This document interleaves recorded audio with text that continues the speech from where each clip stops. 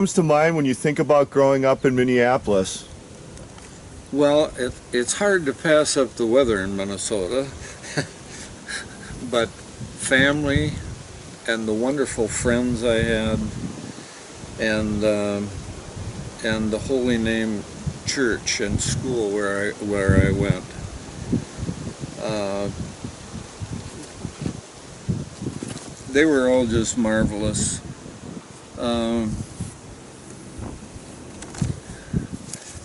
Okay. What do you remember the most about your parents? my parents. Now remember, we had 8 children, so there were 10 in the family, and he worked on the railroad, so we were poor, and I remember how hardworking they were, religious oriented, loving family, believed heavily in honesty, and beyond that, let's touch on my grandparents on my father's side. Those Badens, if you go back far enough, started out in Trier, Germany, and progressed here. And my grandfather was a blacksmith up in Dassel, Minnesota, and I spent many summers up there with him and had just a marvelous time. But again, they were just all hardworking people, honest and loving. What legacy did they leave with you? Well, I think the same thing. Honesty, friendship, religion, hardworking, very hardworking, almost to a fault, I think, at times. But What did you love to do as a kid? you know, I love to climb trees, strange as it may sound. But I like to make model airplanes and fly them and explode them. And I love to draw and make models and write poetry. As a matter of fact, I had one poem published in a national thing. I don't even remember what it was, but it was called "The Town I Live In." That would be Minneapolis. What did you love to do in high school then? Well, besides dating Myrrh, I love sports, and I love art, and I still love models. But in high school, us guys managed to get around a lot. Never got into too much trouble though. I was very fortunate. The friends I had in my neighborhood were all very smart people and went on, and talented and athletic. So I just naturally followed along, and it was a great place to live and be with kids. Well, the next question, what do you remember most about your teenage years? I think, well, of course, Merlin, but beyond that, one year our football coach had property in the Gallatin Gateway in Montana, just south of Bozeman, and he had 18 of us out there for a football camp. And one year, I'll never forget this, they got the paper and it says, U.S. drops atomic bomb on Japan, and we all turned around and said, "What's an atomic bomb?" and that was noteworthy. But that time out there with 18 of my high school friends was unforgettable. How did you meet your wife, Merlin, and how did you know she was the one? I met Merlin in our sophomore year at high school on an October day in 1945, about 44, and we went to a party, just at a house party, and I danced with her at this party, and got very excited just being next to her, holding her. And I asked her if I could walk her home. Nobody had cars, we all walked. And it was a cold October night, and she had 2 mittens and I didn't have any, so she gave me one, and with the other 2 hands, we held hands and walked home. And as soon as I took her hand and walked home, I knew that was it. It was just almost like a chill that went through my body. And that chill lasted me for 70 years until she passed away. It never changed. She was the greatest person I ever knew. I always thought of her as more high class than me too, and hope some of that would rub off on me. Well, going back to your career, what things made you successful at your career path?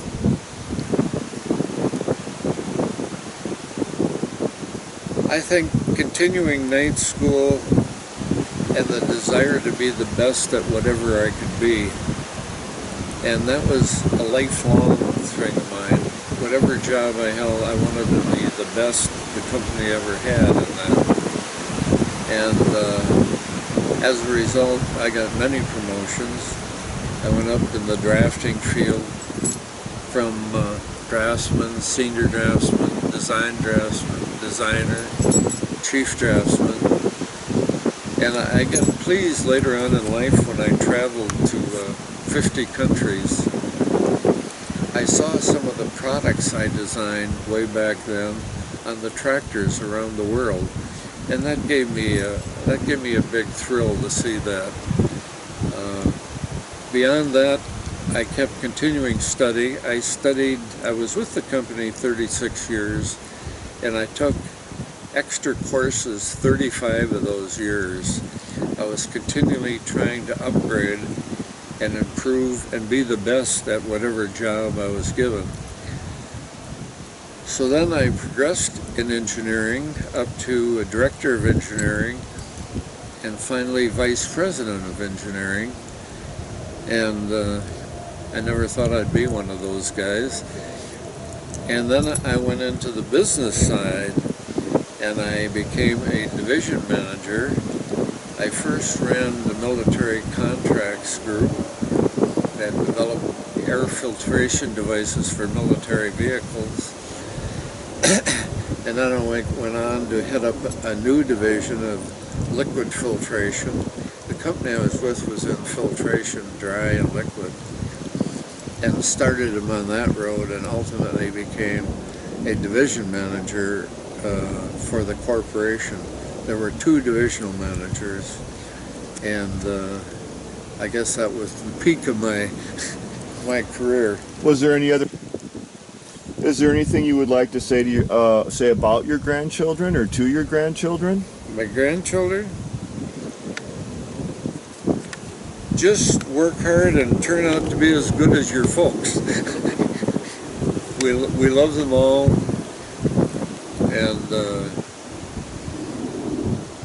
and work hard and love each other and love God and keep working hard. Good things will happen. How did faith play a role in your life? Well, I was born and raised a Catholic and went to the Holy Name Church and school for 8 years. And all through there, I long thought I wanted to go into the priesthood.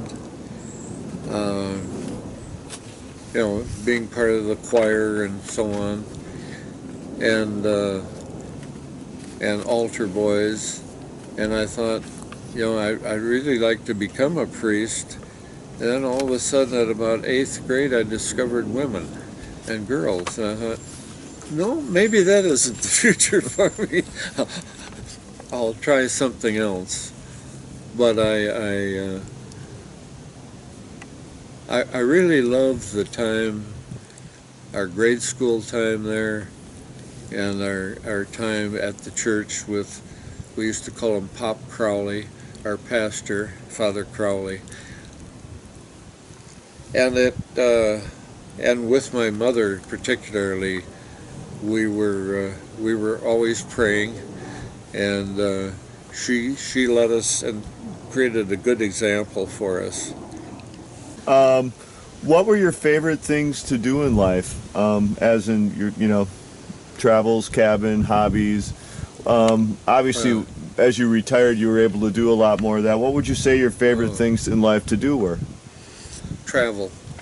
We visited 50 countries, Merlin and I, and after I retired at age 56. I joined the International Executive Service Corps that goes around other countries and helps businesses out there. And I did this to a number of places like Russia and Mexico and Sri Lanka and Bratislava. And working in these countries, you'd spend about 3 months with them. You'd work with them, you'd eat with them, you'd play with them. You really got to know the culture of those companies. And that I really enjoyed. And I found one thing to be true in all my experiences with them, that all the people loved their countries very much, but distrusted the politicians. And I think you can say that almost every place now. But even in Russia, they really love their country and the people. And going over there and and teaching them about profit and loss when they've been a communist country was quite an eye-opener. But living with them, their businesses then were set up from the people you get in. They built everything. They had housing there, they had farms, they had vacation spots. They were completely in control through their whole life. And we went to one of the Russian farms, and that was quite an eye-opener. Lots of women working on the farm. Any other as far as the cabin or hobbies? Oh yeah. I love travel, but I also found that we were putting off for a long time what we wanted, Merlin and I wanted, and I finally discovered I was putting off having a lake home. And so I went to work on that, and we built a lake home up in northern Wisconsin, which was a lot of work, and it was a fun time, I think, for us, building it and getting it ready. And we spent so much time on that. And later on, we upgraded from that lake home to a new spot up north of Hayward, Wisconsin. And we found just a magnificent 4-bedroom log home on about 10 acres of property with about 1,000 feet of water frontage. Most of it on the lake, but also part of it on a river. And those were just glorious days we had up there. I think the family liked it too. Well, looking back from today's perspective, is there any regrets? I know you mentioned a couple. Yeah, when we turned about, we did a lot of travel. And at about age 75, Merlin had a bad fall and cracked her skull open, and that prevented us from travel. And I really miss the travel. That was a big part of our life, and it's so educational. Okay, well, we got just a couple more closing questions. I'll just sort of let you, we're going to loop these two questions together in your answer. One question is, what do you believe to be your legacy? And the last is just any closing thoughts here as we're having our discussion with Tom Terrific on this beautiful summer day. This is a beautiful day. Just we're just about 2 months away from our favorite time of the year, which is fall, early October, and you got to be up in northern Wisconsin to really appreciate that. The colors are most beautiful there of any place, and we've traveled all the 50 states here too, so we've been to them all. But I hope my legacy is my dedication to Merlin and family, and the desire I've had to learn and improve.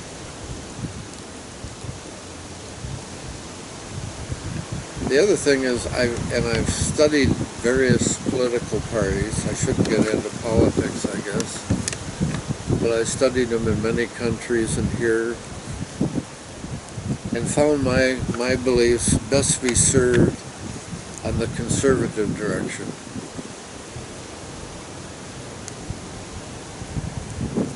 And I always believed my future is up to what I want to make of it. I don't want to rely on others. I wanted to take care of myself. And for the most part, we've done that. We haven't had many loans in our life. We haven't.